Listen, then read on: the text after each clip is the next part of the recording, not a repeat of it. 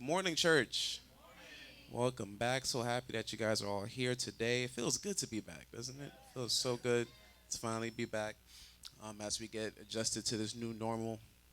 Um, I wrote this poem for two reasons. Obviously, our life has changed drastically over this past month, but also just in the spirit of Easter and just to help you guys to continue to keep us encouraged.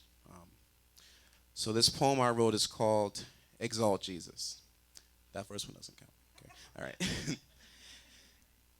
Exalt Jesus. When I was a kid, one of my favorite R&B singers was Aaliyah.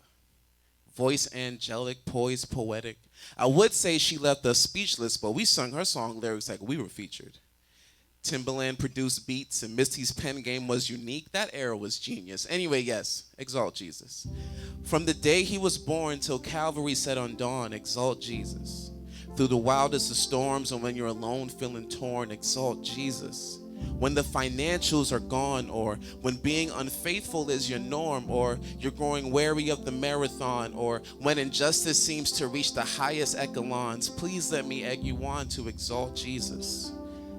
Like the woman at the well who drew water alone because the town knew her too well.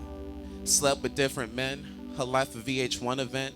Treated as less than, gossip and slander her best friends. The lack of a husband is where Jesus stepped in. He ignored the clamor and saw a daughter. She was so enamored she left her water and told the town, exalt Jesus. Come see this man who quieted the storm. What I love about that miracle is the location. It's one thing if Jesus told his disciples to set sail and be well, and if you need me, just yell and tell me the details of your storm and I'll tell them to be calm. Basically, he'll be there from a distance. It'll be another thing if when the storm hit, they abandoned ship and with his dampened lips grabbed their wrists and told them like Nike, just do this, and gave them a tall task to see if they can outlast the water and ultimately the slaughter. Basically, I'll be there, but you gotta work for it. But this is why we should exalt Jesus. He did neither. Matter of fact, he did better. He was on the boat when it seemed severe. During your storm, Christ is there and near. Close proximity is his specialty. No need to offer deeds or barter pleas. He's in this with you. Yes, he was asleep, but don't sleep on him. Exalt Jesus. Even if faithfulness isn't your strong suit, Hosea was not meant to daunt you. God demonstrated through Hosea's marriage to his promiscuous partner that no matter how unfaithful our stride, God wouldn't ask to walk by another bride. Exalt Jesus. Even when crap hits the fan and you're down to your last dollar, feeling your pockets are in danger, be reminded that sweet baby Jesus was born in a manger. Now, why is that major? His arrival was amongst food for the cattle. In hindsight, poverty was his birthright, at least by our standards. It would have been a modern-day homeless shelter, forsaken location. Maybe that's why he tells us that what we do unto the least of these, we do unto him. Exalt Jesus. Born broken, immediately despised in his homeland, a true nomad, hunted for who he was and who he would become. A refugee that rescued me. Exalt Jesus. Because he lived a perfect life and died a perfect death. He saw our flaws and became flawless. So despite being flawed, in him we stand in awe. Not only is this salvation, but it's also Christ's thoughts of you. While on the cross, he only sought you.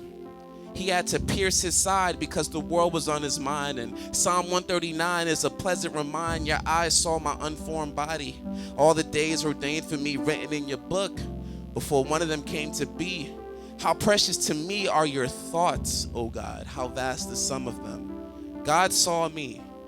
Every thought that came to be, he even knew of my fondness for R&B. And this when it turns full circle. You would think God stole my journal, or you could say he wrote it. Our first child, our daughter, was born March 12th at 3:08 p.m. via C-section. And though that wasn't our original selection, we knew we were under God's protection. Exalt Jesus.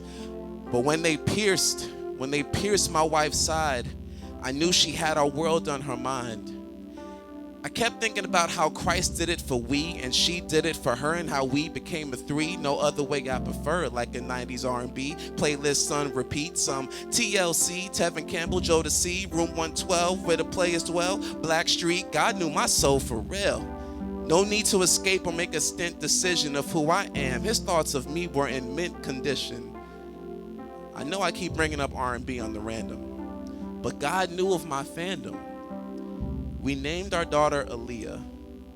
Full name, Aaliyah Issa Thomas. If you remember, Aaliyah was one of my favorites back in the day, and I always loved the name. And wifey thought the same. And truth be told, if I could be so bold, I just thought Issa sounded cool. I looked up her name origin, and to my surprise, it reminded me of who my hope is in, and how God is cognizant of every thought of my heart, but also what my heart is in. Though we're her parents, I'm thankful for her true artisan and poet at that. So much so that her name is this poem. Aaliyah Issa translates to exalt Jesus. Thank you.